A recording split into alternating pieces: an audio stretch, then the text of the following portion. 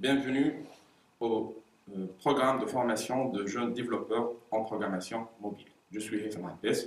Dans cette première partie, on va parler des systèmes d'exploitation mobile. Nous allons focaliser sur les caractéristiques des systèmes d'exploitation mobile et aussi les contraintes de développement d'une application mobile.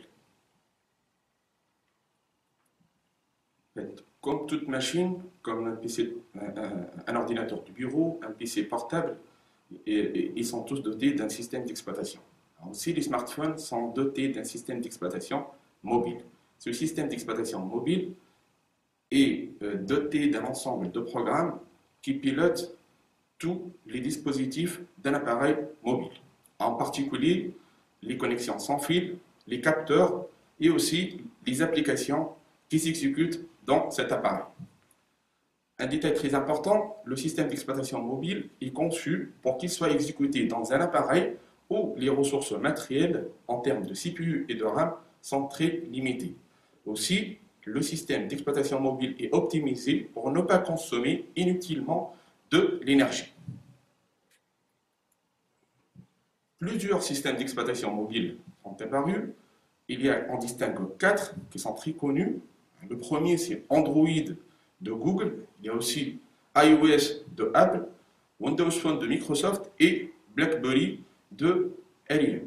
Il y a d'autres systèmes comme Bada de Samsung, comme Tizen, comme Firefox OS, comme Ubuntu Touch. Il y a plusieurs. Nous, on va focaliser plus tard avec un petit aperçu sur les 4 premiers systèmes que j'ai cités. Alors, parmi les caractéristiques d'un appareil mobile, c'est son écran. Et on distingue plusieurs tailles d'écran, donc plusieurs résolutions. Il y a des écrans monotouch, des écrans multitouch. Et là, le développeur doit tenir compte de ces caractéristiques. Chaque smartphone, en général, est doté d'un ensemble de capteurs, des capteurs de mouvement, comme l'accéléromètre et d'autres capteurs. Et aussi des équipements de connectivité, comme le GSM, Wi-Fi et Bluetooth. Alors, il y a 3 familles de capteurs. Le premier type de capteurs sont les capteurs de mouvement, les capteurs de position et les capteurs d'environnement.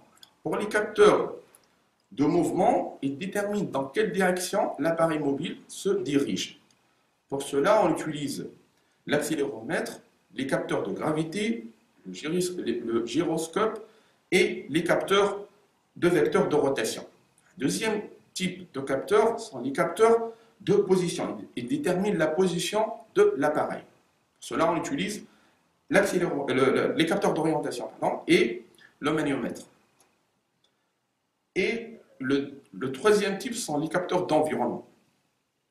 Il y a 3 types de capteurs, le baromètre, le photomètre et le thermomètre, qui sont utilisés pour mesurer la pression atmosphérique, l'illumination et la température ambiante.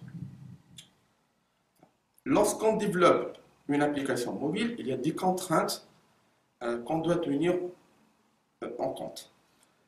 Alors, première contrainte, c'est la connectivité. Il faut penser toujours que l'appareil mobile est utilisé en mode 3G ou 4G et occasionnellement en mode Wi-Fi. Alors, dans ce cas-là, tout transfert des données, envoi au téléchargement, est payant. Et donc, on doit minimiser au maximum l'échange des données ou bien on échange en cas de besoin. Aussi, la connexion n'est pas fiable, tout dépend de la position de l'appareil, et donc, il faut aussi penser à cela. Et donc, généralement, il faut concevoir un mode offline, c'est-à-dire un mode où l'application tourne même en l'absence d'une connexion Internet. Deuxième contrainte, sont des contraintes matérielles sur le processeur, la mémoire et la batterie. Généralement, le processeur n'est pas aussi performant, n'est pas très performant par rapport à une machine, à un PC par exemple. Et donc, la puissance de processeur est faible. On n'a pas, on peut pas exploiter à volonté en fait la mémoire, la RAM de l'appareil mobile. Donc, il faut tenir compte de toutes ces contraintes lorsqu'on développe notre application. Et surtout, il faut penser que si votre application va consommer de l'énergie inutilement, l'utilisateur il va tout de suite supprimer l'application. La dernière contrainte, c'est la taille d'écran. En fait. Si on vise un large public, si on veut que notre application soit utilisée par le maximum d'appareils mobiles, dans ce cas-là, il faut que l'application mobile s'adapte à plusieurs types d'écrans, à plusieurs tailles d'écran et à plusieurs résolutions. Voilà, je viens de terminer en fait la première partie dans laquelle on a présenté qu'est-ce qu'un système d'exploitation, quelles sont les caractéristiques d'un système d'exploitation et quelles sont les contraintes de développement d'une application mobile. On se retrouve dans la prochaine vidéo.